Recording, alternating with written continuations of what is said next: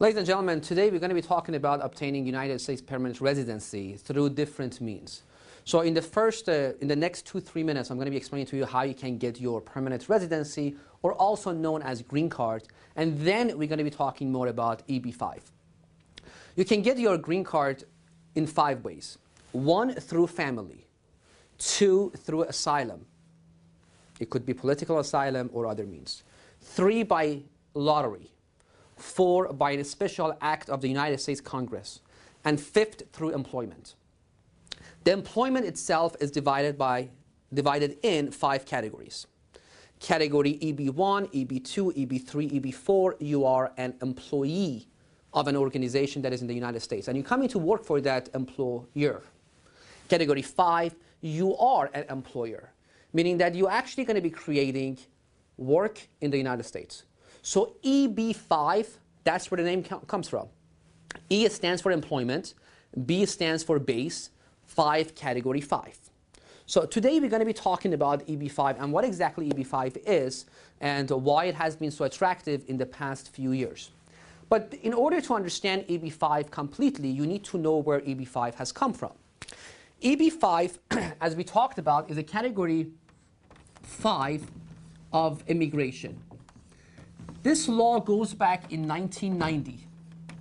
Back in 1990, the US government indicated that if an investor, that could be an individual from any part of the world, any part, it could be from England, from any country in Asia, South America, anywhere, comes into the United States, invests $1 million on himself, within 2 years, creates 10 jobs, meaning you as an investor come into the United States, you invest in a business, could be any business, as long as it's a legal business, and you have, within 2 years of your arrival to the United States, you have created 10 jobs, and you are actively involved. That means that you are the one in charge of the business. You have them in the United States, and you have to work in that business. The US government gives you a green card, but the green card will be for 2 years. For 2 years.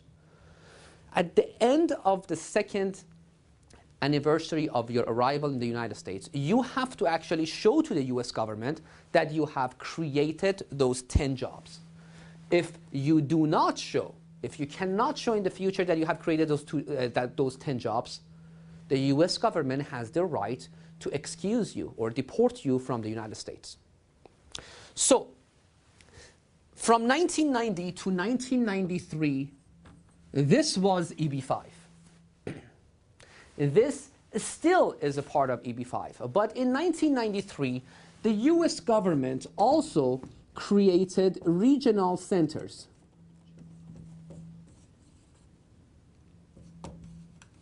Regional centers are companies that have been established in the United States in order to basically create jobs in the United States. And what is the difference? At the same time that in 1990 to 93, this was the only option, the US government in 1993 also indicated that you as an investor, you have a right to invest $500,000 in certain areas of the United States. The areas that are far, not close to the big cities, and the areas that the unemployment is high.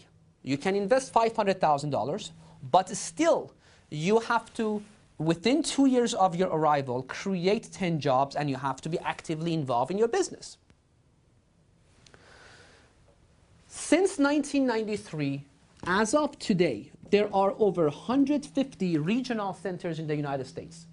These regional centers are companies that they establish businesses, projects. Then you as an investor have a right to invest in those projects and still get your green card. So basically this one, how it works. Still, you have to invest $1 million or $500,000. Same as there, same as here. Now, within 2 years of your arrival in the United States, now the project has to create 10 jobs directly or indirectly. What is that? If you invest money on yourself, on your business, your 10 jobs must be within your business. You as an employer must create those 10 jobs. Okay? And here, in the regional center setting, those 10 jobs are created through your direct investment in that business or indirectly through certain formulas. So there are some economic formulas that the United States government has approved. Mainly they are called implant or RIMS 2 models that an economist sits down, goes through the project, goes through how many employees are going to be hired by the project. And at the same time, they will go through where the business is going to be located and how many people will be affected by that investment. So it's a little formula that the regional centers usually hire an economist to help them to come up with that number. So as long as the regional center can show that the project will create that many jobs, the US government will go ahead and give you your permanent residency. In this situation, you are still actively involved, but not that much.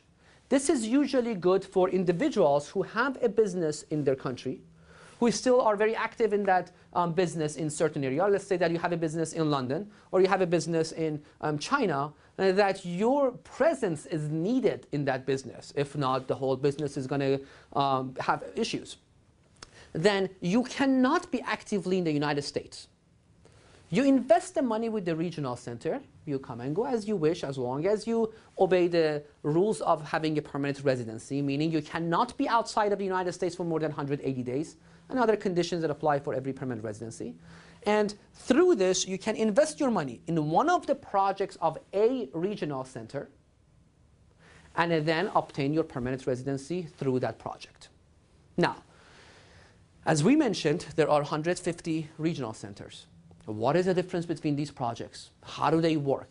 And that's where you need to be careful, because the project must establish those 10 jobs on behalf of every single foreign investor, not the US investors.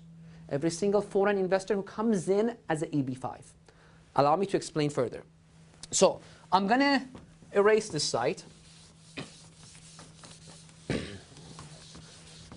And this part, we're going to explain more. So we can call this